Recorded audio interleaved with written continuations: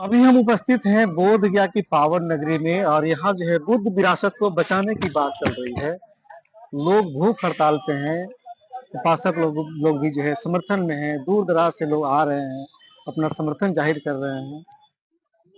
क्या लगता है सर, क्या दिक्कत परेशानी है? देखिए, दिक्कत इसमें कुछ छोटी सी है। वो छोटी भी है, बड़ी भी है। ये जो लोग आ रहे हैं, ये इमोशनल होके आ रहे हैं। आप मेरे को एक चीज बताइए, प्रत्येक धर्म की अपनी की स्वतंत्रता है। अपने धर्म का प्रचार करना, मानना। वैसे भी हम लोग बौद्ध धर्म में आप देखेंगे नहीं कोई भिक्षु या लामा अपना धर्म का प्रचार कर रहा हो, कोई लीफलेट बांट रहा हो, ऐसा आप नहीं देखेंगे। क्योंकि हम जो बौद्ध धर्म में है, हम लोग ज्ञान को पूजा करते हैं। बुद्धम बुद्धं शरणं गच्छामि, मतलब बुद्धि का प्रयोग करो। भगवान बुद्ध ने, तथागत बुद्ध ने यही कहा है कि मैं जो कहता हूं पहले परखो, एनालाइज करो, अच्छा लगा तो उसका अनुसरण करो। तो संसार में सभी धर्मस्थल उसी धर्म के लोग ही संचालन कमेटी में रहते हैं। सिर्फ एक ही है, एक एग्जाम्पल बताऊं मैं, जो महाबोधि महाविहार, जिसमें उस धर्म के लोग में संचालन कमेटी में नहीं है, और है भी तो एकदम माइनॉरिटी में है। 9 मेंबर है, 9 में से 4 बौद्ध है और 4 बौद्ध भी एक रबर स्टैंप है। रबर स्टैंप है। हाँ, रबर स्टैंप है। अभी आपको सतीश कुमार जी ने बता दिया ना कितना अंदर में करप्शन है। हमारा एक ही डिमांड है कि बीटी एक्ट 1949 जो उस परिस्थिति में बनाया होगा जहाँ जंगल थी, बुद्धों की संख्या कम थी। अभी अभी हम 1 महीने का एक महाबोधि महाविहार मुक्ति धम्म यात्रा निकाले थे पूरे बिहार में।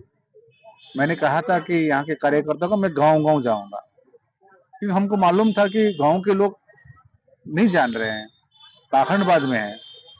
और जो सम्राट अशोक के जो वंशज है वो अंधकार में है।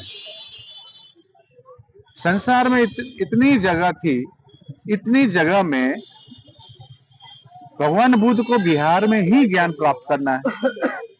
सम्राट अशोक ने इसी धरती से अपने ज्ञान को बढ़ाना, धम्म को बढ़ाना, अपना साम्राज्य फैलाना। तो यहाँ पर जो कानून है बीटी एक्ट को पूरी तरह से निरस्त किया जाए और कमेटी में संपूर्ण रूप से बौद्ध हो। इसके लिए हम लोग दो बड़ी रैली कर चुके हैं। 26 नवंबर 2023 में ये बोध गया में किए थे। 50,000 बौद्ध आए थे 22 राज्यों से। तो मुख्य रूप से बात यही है ना कि वो जो ब्राह्मण जो यहाँ बैठे हैं, उनको अगर बाहर कर दिया जाए तो हम मान लेंगे। देखिए, हमको कहना क्या है, सभी के धर्म का एक आस्था होती है।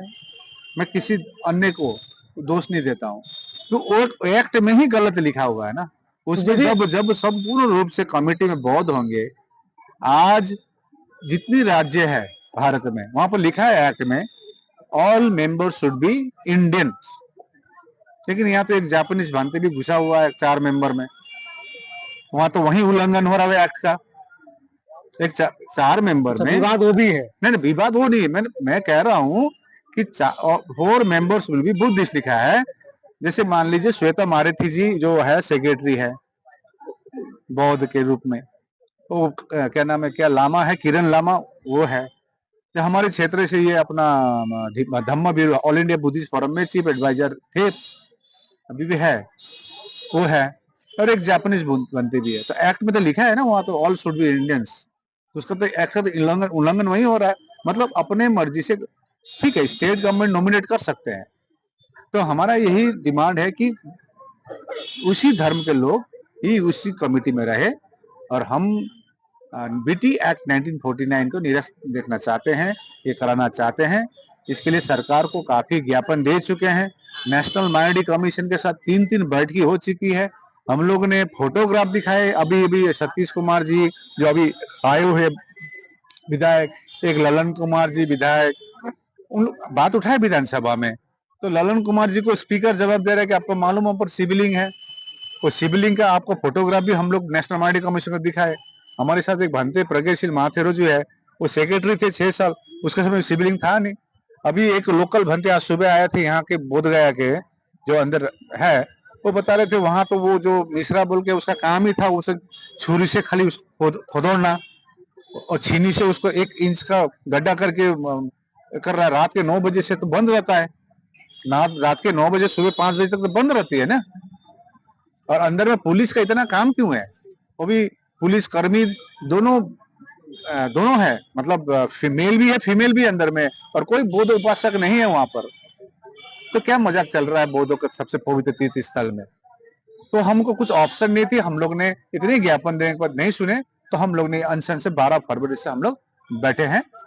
हम ये भी बोलना चाहते हैं हमारे जो ब्राह्मण भाइयों है, आप एक नैतिक जिम्मेदारी समझिए। जबरदस्ती आप, मैं किसी को धर्म को या किसी को विषय के लेकर बारे में बोलना नहीं चाहता हूँ, लेकिन आप एक नैतिकता यूज कीजिए। आप विष्णु का अवतार बोल रहे हैं, कोई कृष्ण का अवतार बोल रहे हैं, कोई बोल रहा है शिवलिंग है। ये तो सरासर पता चल ही रहा है, सरासर पता चल रहा है अतिक्रमण करना चाह रहा है। और बौद्ध अब इस विषय को लेकर चुप नहीं रहेंगे। ये आंदोलन अभी का नहीं है, 1890 से आंदोलन शुरू, अनागरिक धम्मपाल ने शुरू की। उस समय परिस्थिति, अंग्रेज के समय परिस्थिति अलग थी। भंते सुरेश देसाई ने भी 92 से आंदोलन की थी। भंते सुरेश देसाई को नेशनल माइनॉरिटी का मेंबर बना दिया गया, आंदोलन को दबा दिया गया। और पहले का आंदोलन में कोई सोशल मीडिया नहीं थी, बहुजन मीडिया नहीं थी, और हिमालयन बुद्धिस्ट जो हम लोग हैं इनका इन्वॉल्वमेंट नहीं था। सिर्फ महाराष्ट्र से खाली केंद्रित थे आंदोलन। अभी का जो आंदोलन जो 2 साल से देख रहे हैं, ये पूरे भारत, आप देख लीजिए गया जिले के, अभी गया जो आसपास के गांव से इतने महिला आई है, हमारी बिहारी जो जितने भी हमारे बौद्ध धर्म के अनुयायी आई है, देखिए। तो सरकार को सोचना होगा ये। अब बौद्ध इस मामले पर चुप नहीं रहेंगे। हम चाहते हैं सरकार एक लिखित आश्वासन दे हमको। प्रधानमंत्री जी विदेश जाके कहते हैं कि हमने बुद्ध दिया, युद्ध नहीं दिया है। ये बुद्ध का यही अवस्था है जो कि महाबोधि के सामने हम लोग बैठे हुए हैं। कल एक सर्कल सीओ आए, कह रहा है कि आप लोग गया में कीजिए आंदोलन, गांधी मैदान में, यहाँ अनुमति नहीं है। हमको तो मालूम थी आप अनुमति नहीं देंगे। हम आपको तो 1 महीना पहले दिया हुआ था आपका। रात के 12 तारीख को 11 तारीख को रात के 12 बजे आप मेरे होटल में आके कह रहे कि आपको अनुमति नहीं है। ये क्या कुछ आप दबाना चाहते हैं हमको? रात के 12 बजे क्रिमिनल को पकड़ने का भी ये सोचना पड़ता है पुलिस को। तो मेरे कमरे में आकर कह रहा है कि आपको अनुमति नहीं मिल रहा है।